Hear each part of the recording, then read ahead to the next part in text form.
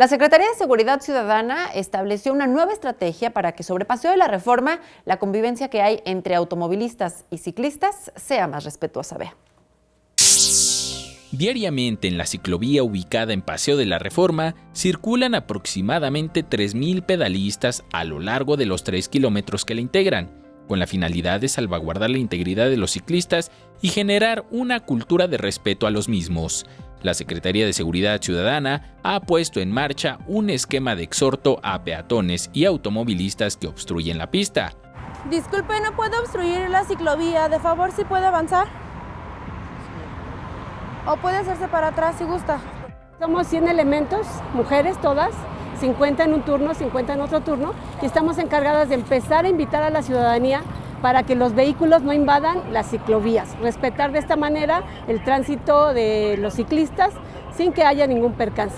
Capital 21 acompañó a las policías adscritas a la Subsecretaría de Control de Tránsito a realizar el exhorto para no obstaculizar la ciclovía y respetar la reglamentación de tránsito.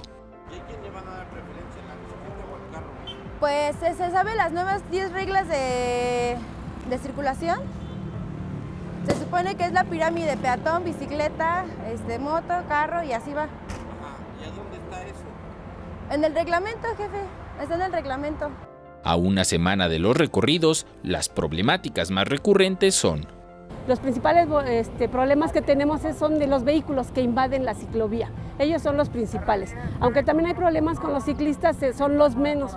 Y es que también hay ciclistas que circulan en sentido contrario con altas probabilidades de provocar un accidente.